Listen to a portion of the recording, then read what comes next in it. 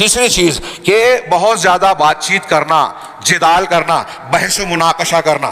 اس سلسلے میں جو تفصیلات پیش کی شیخ حماد کہتے ہیں کہ اگر تم کسی انسان کو دیکھو کہ خوب نقاش، بحث، سوال جواب کرتا ہے، باریکیاں کھگالتا ہے اور عمل میں کم نظر آتا ہے، تو جان جاؤ کہ وہ ٹیڑھے دل والا ہے، اس کے یہاں انحراف پایا جاتا ہے، وہ اہل سنت کی بجائے اہل بدعت کی طرف مائل ہے. اور یہ چیز آج ہمارے یہاں بہت نظر آتی ہے. تقریر کرنے والے، بیان دینے والے بہت ہیں، لمبی لمبی باتیں کرنے والے ہم جیسے بہت ہیں، عمل کرنے والے، مخلصین، دین اور امت کے لیے قربانیاں دینے والے، اپنے مفاد کو قربان کر کے اجتماعی مفاد کو ترجیح دینے والے بہت کم نظر آتے ہیں. اس سلسلے میں اللہ امام مالک کا قول نقل کیا کہ علم اور حکمت نور ہے جسے اللہ تبارک و تعالیٰ جس کے دل میں چاہتا ہے ڈال دیتا ہے، یہ کثرت مسائل سے نہیں آتی. امام بربہاری کہتے ہیں، اس قول کو بہت غور سے سنیے، امام بربہاری کہتے ہیں کہ اللہ تم پر رحم کرے، یہ بات دماغ میں بٹھا لو، اچھی طرح جان لو کہ علم جو ہے روایت اور کتابوں کی کثرت سے نہیں ہوتا.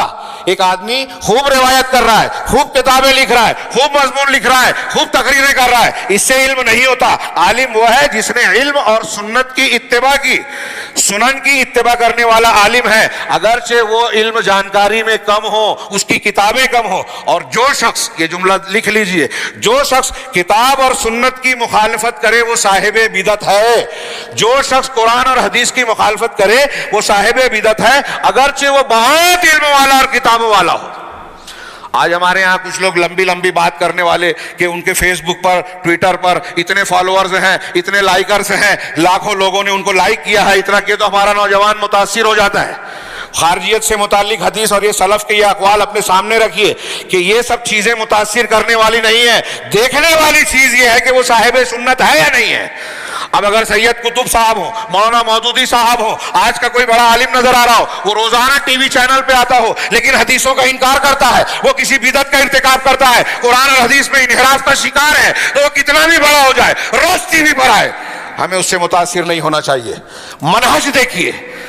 آج بہت بڑا فتنہ یہی ہے کہ نوجوان اس گلیمر کو دیکھ کر اہل علم جو سادے نظر آتے ہیں، بوریا نشی نظر آتے ہیں، ان کو چھوڑ کر وہ ٹائی اور کوٹ والا ٹی وی چینل پہ آ رہا ہے تو اس سے متاثر ہوتے ہیں کہ اسلام کی جدید رہنمائی اور نمائندگی کرنے والے یہ حضرات ہیں. علامہ ابن رجب کہتے ہیں کہ آج بہت سارے متاثرین اس فطرے میں مبتلا ہو گئے ہیں کہ کوئی شخص اگر بہت زیادہ کلام والا نظر آتا ہے کہ اس کا جدال، کلام، تقریر، کتاب، مسائل بہت بیان کرتا ہے تو وہ سمجھتے ہیں کہ یہ زیادہ علم والا ہے. شیخ علامہ ابن رجب کہتے ہیں کہ یہ جہالت محض ہے، خالص جہالت ہے.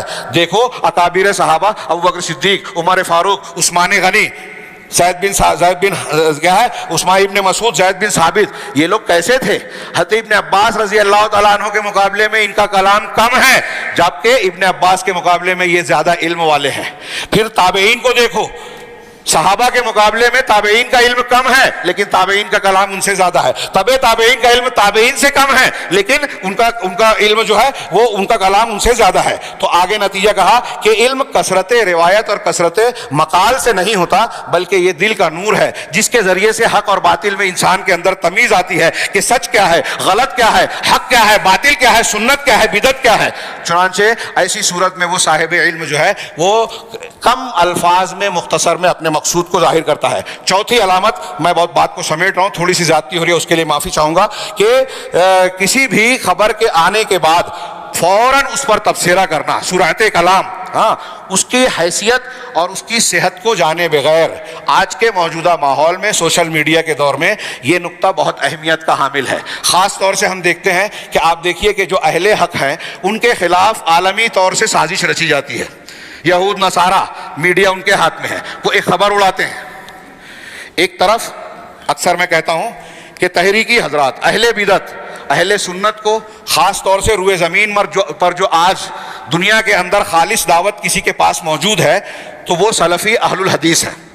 خالص توحید اور سنت اور صحابہ کا منہج، سلف کا منہج اگر روئے زمین پر ہے تو یہ منبر رسول سے میں بہت ہی ذمہ داری کے ساتھ کہہ رہا ہوں، روئے زمین پر آج اہل الحدیث کے علاوہ، جیسے کہ امام احمد بن حنبل نے کہا تھا کہ طائفہ منصورہ اگر اہل الحدیث نہیں ہے تو میں نہیں جانتا کہ کون ہے.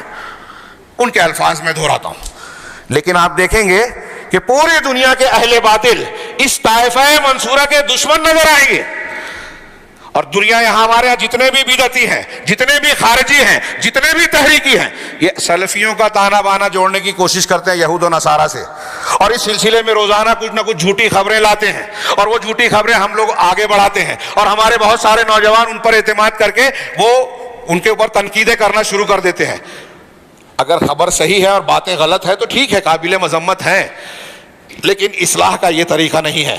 جماعت میں، اجتماعیت میں آپ علماء کی برائیاں کرتے پھریں، فیس بک پر، ٹویٹر پر، واٹس ایپ پر یہ سب چیزیں ڈالیں، ایک حدیث قرآن کی ایک دلیل بیان بتا دیجئے کہ یہ دین کا طریقہ ہے۔ اگر میرے اندر واقعی خرابی ہے تو آپ اس کو واٹس ایپ پہ اس کو وائرل کریں۔ یہ کون سا طریقہ ہے دین کا؟ اس کا طریقہ کیا ہے؟ اصلاح کرنا، کس انداز میں وہ ہم جانتے ہیں۔